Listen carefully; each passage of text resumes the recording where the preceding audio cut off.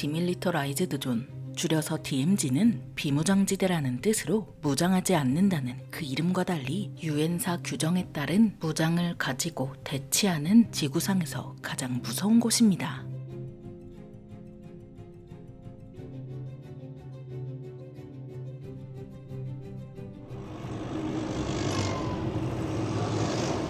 지식스토리가 한국군 사랑모임, 줄여서 KSO와 함께 철원에 가서 출입할 수 있는 귀한 기회를 얻어 카메라에 담을 수 있는 건 다 담아왔습니다.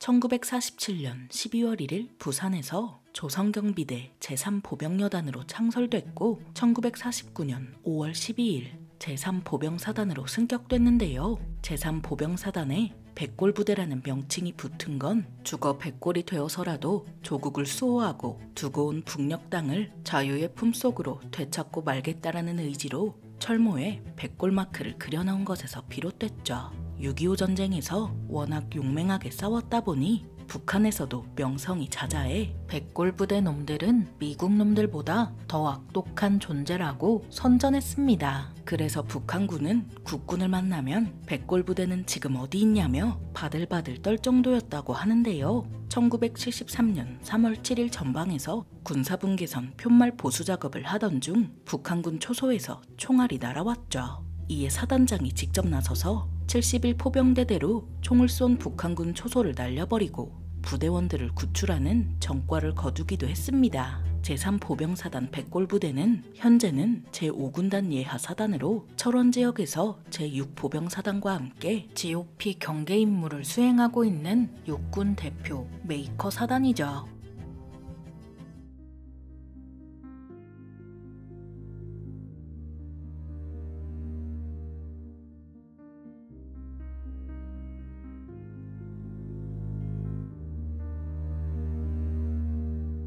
오랜만에 방식 드셨나요? 그렇죠. 어떠셨어요? 너무 맛있어요.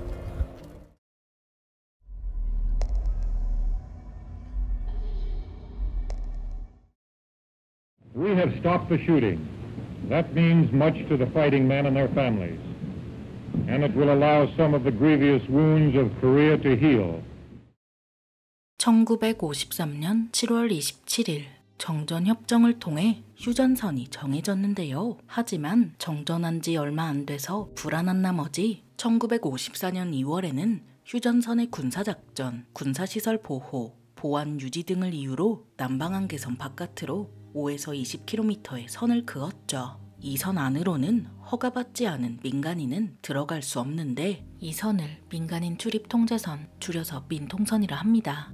민통선은 서쪽 강화군에서 동쪽 고성군에 이르기까지 휴전선 남쪽 모든 곳에 설정되어 있습니다. 민통선은 군사작전 변경 등의 이유로 계속 달라졌고 이 민통선은 휴전선과 달리 지도에 표시하지 않는데요. 그 이유는 민통선을 지도에 표시하게 되면 군사시설의 위치를 정확하게 알 수 있기 때문이죠. 이런 민통선에 놀랍게도 주민이 없는 것은 아닌데 군사분계선을 설정하기 전부터 이 지역에 살던 주민은 민간인이라도 출입할 수 있습니다. 마을이라고 하는데 그 사람들은 상시 출입증을 가지고 이제 출입하면서 이 민통선 안에서 거주하고 계시고. 1980년대 중반부터 출입 절차는 간단해졌고 민통선도 조금씩 북쪽으로 올라가면서 지금은 처음에 설정했을 때보다 북쪽에 있죠. 백마고 지역에서 3번 국도를 따라서 600m 정도 가면 나오는 대마 사거리가 사실상 민통선이라고 보면 되는데요. 이곳에 철원 노동당사와 철원 역사문화공원이 있고 민통선을 지나 2km 정도 가면 철원역, DMZ 가까이 월정리역이 있습니다.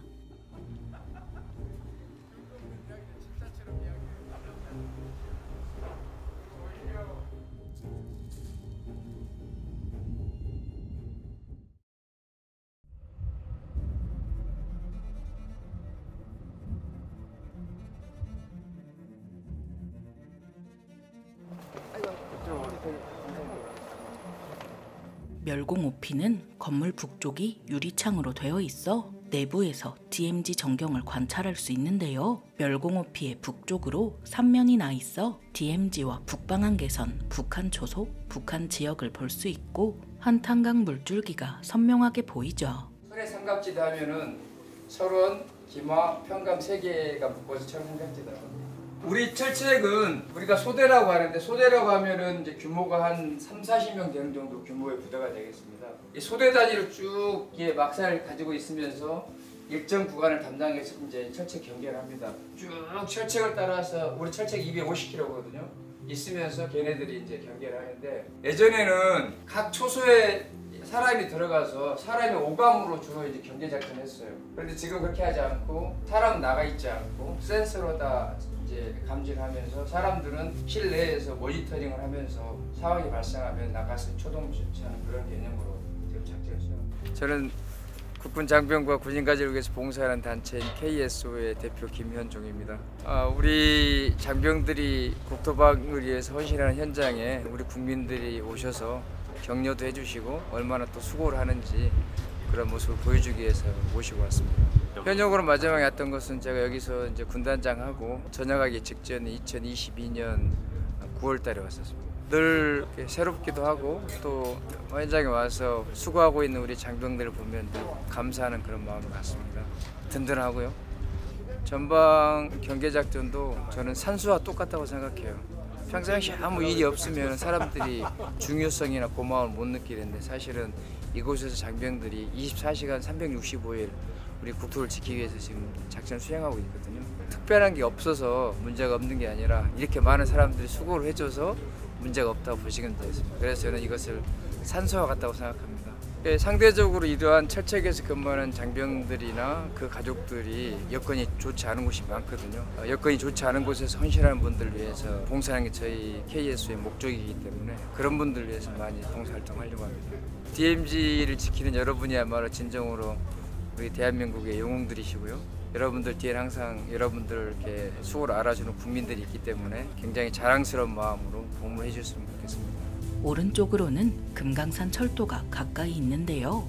분단 이후 기차 운행이 멈추고 철길이 끊어진 금강산 철도에서 금강산까지는 기차로 단 6정거장이었지만 인적이 끊겨 무성해진 숲을 너머를 자유롭게 오갈 수 있는 건 새들 뿐이죠.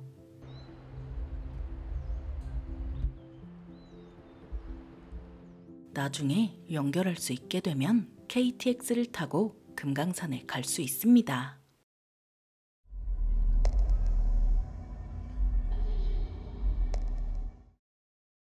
저경능선은 김화군 북쪽 7km, 오성산에서 김화군 쪽으로 뻗어내린 여러 등선 중 하나입니다.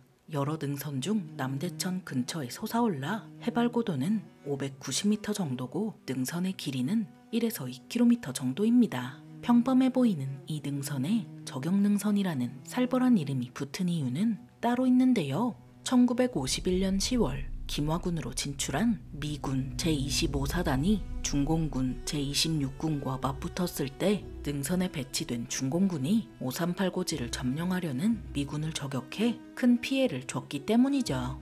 그래서 미군들은 원래 이름조차 없는 이 능선에 저경능선이라는 살벌한 이름을 붙여줬습니다. 이곳에서 전투가 벌어진 건 1952년 10월 중공군이 전초진지에 대해 대대적인 공세를 퍼부었기 때문입니다.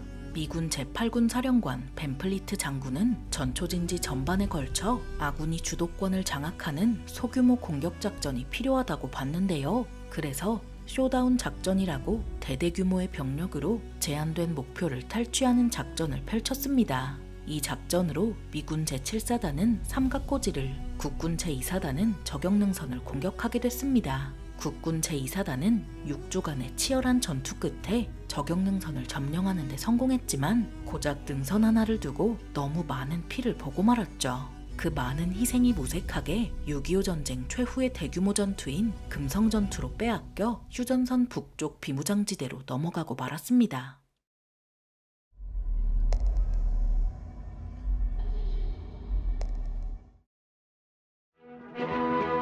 남북한은 제5차 고위급 회담을 통해 1991년 12월 13일 남북 사이의 화해와 불가침 및 교류 협력에 관한 합의서에 서명하고 이를 공식 발표했습니다. 1991년 12월 13일 남북 기본 합의서에 이어 1992년 1월 31일 평화회담을 통해 한반도 비핵화에 관한 공동선언을 조인한 지 반년도 지나지 않은 남북 화해 분위기였는데요. 북한은 늘 그렇듯 화전양면 전술로 동부전선을 통한 대남 간첩 침투를 시도했죠.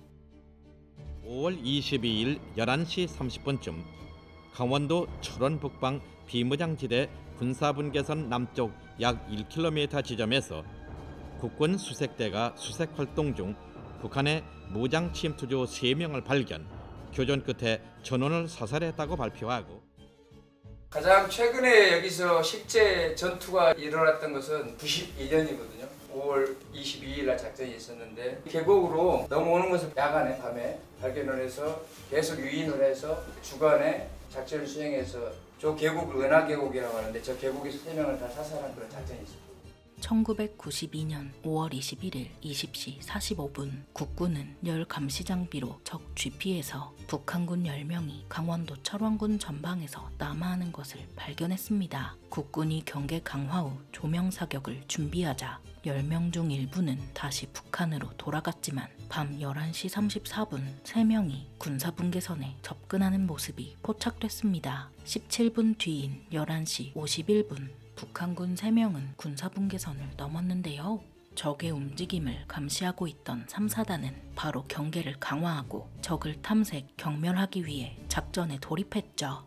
5월 22일 2시 50분에서 3시 30분 최전방 감시초소의 차단조가 차단 지점을 점령했고 GP 차단작전 병력도 현장에 투입했습니다. 북한군은 이런 우리 군의 움직임을 모른 채 안개가 자욱한 은하강을 따라 남하했고 4시 45분경에는 북한군들이 아군 DMZ 매복조에게 관측됐지만 안개가 너무 자욱하고 지형적인 영향으로 관측이 어려웠습니다. 그래서 우리 군도 아주 조심스럽게 움직였는데요. 적의 퇴로를 완전히 차단한 채 곧 있을 수색작전을 준비했죠. 8시 30분을 지나자 조금씩 안개가 걷히기 시작했고 수색대는 10시 20분경부터 적이 있을 곳을 찾아다니면서 수색작전을 개시했습니다. 11시 10분경 13중대가 드디어 북한군을 발견했고 우리 군은 1차 교전 끝에 침투한 3명의 북한군 중 2명을 현장에서 사살했습니다. 그 과정에서 도주한 적 1명은 16중대 행정보급관이 발견해서 사살했는데요. 교전 과정에서 아군 3명이 부상당했지만 다행히 생명에 지장은 없었죠. 우리 군이 군사분계선을 넘은 북한군 3명을 전원 사살하면서 작전은 성공적으로 종료됐습니다. 작전을 성공적으로 마친 포상으로 13중대장을 포함한 40명에게는 무공훈장이 수여됐고 16중대 행정보급관을 포함한 9명은 1계급 특진했습니다.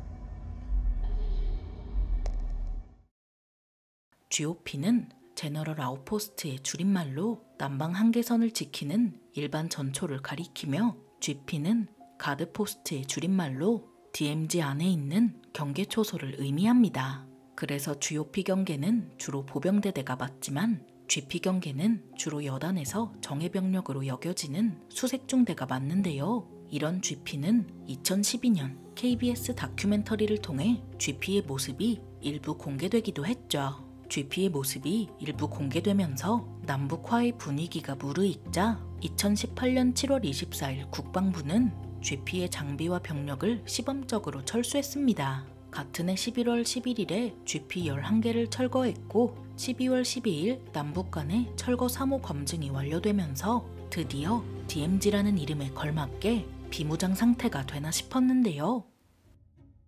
요란한 폭음과 함께 북남 공동연락사무소가 비참하게 파괴됐습니다.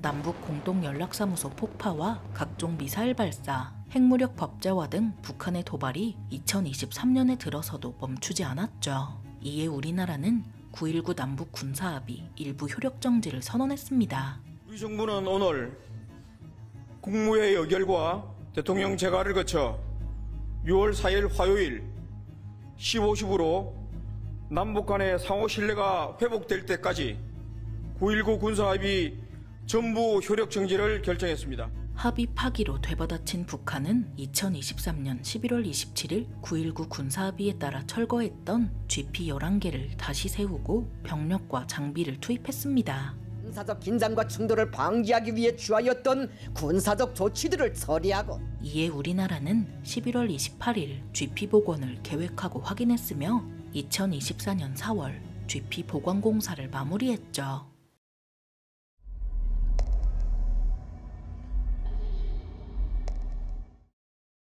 땅굴은 민정경찰대 구중섭 중사회 8명의 순찰조가 순찰 도중에 땅 밑에서 원인 불명의 김이 올라오는 것을 수상히 여겨 제1땅굴을 발견하자 우리나라와 미국은 이런 땅굴이 더 있을 것이라 여기고 항공사진 등을 토대로 땅굴이 있을 가능성이 큰 지역에 탐사대를 파견했는데요. 한미 공병대와 민간 기술자들까지 참여한 탐사대는 3개월간 시추공 45개를 뚫어 땅굴을 찾아내는 데 성공했죠. 그렇게 찾은 땅굴을 막기 위해 남쪽에서 땅굴의 허리 부분을 뚫는 역갱도 작업을 통해 땅굴의 왼쪽 면으로 진입했습니다. 당시 우리 군에는 화강암을 뚫을 수 있는 전문 장비가 없던 탓에 현대건설의 도움으로 중장비를 동원했습니다.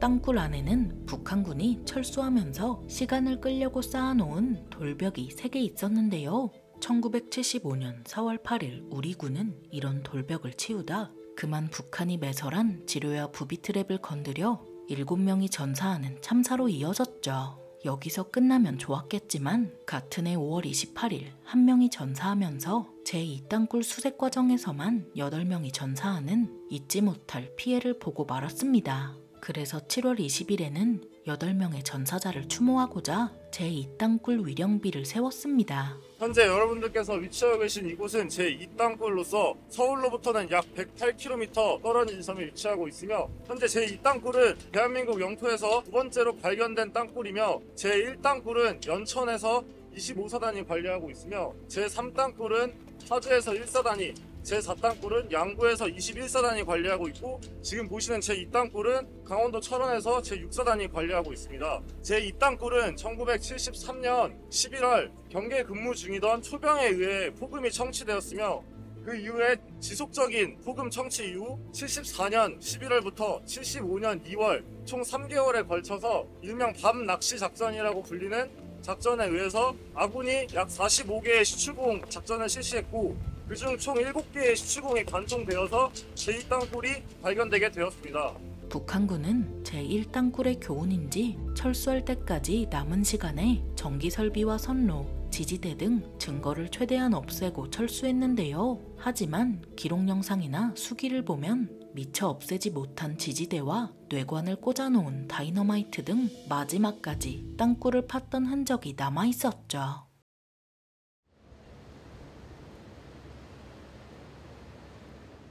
제2땅굴은 거의 철원군과 연계해서 안보 관광단지화 되어 있습니다. 일반인들의 그 안보 교육을 하게 한 그런 일환으로 일반 국민들이 와서 이제 참관하고 있고요.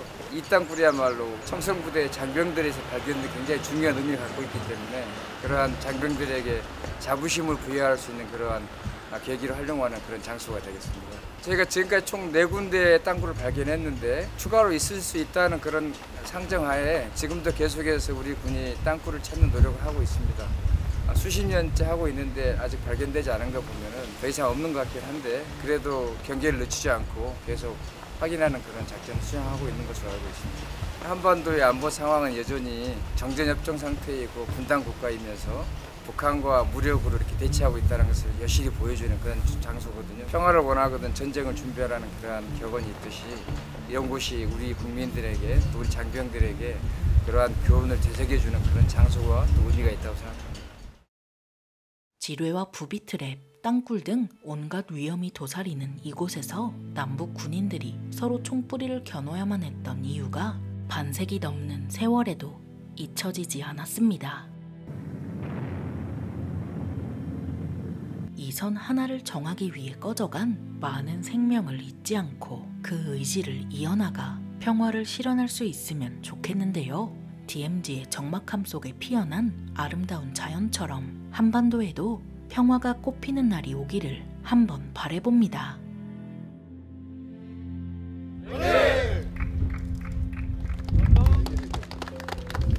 감사합니다. 네, 한번 하겠습니다. 자, 하나, 둘, 셋.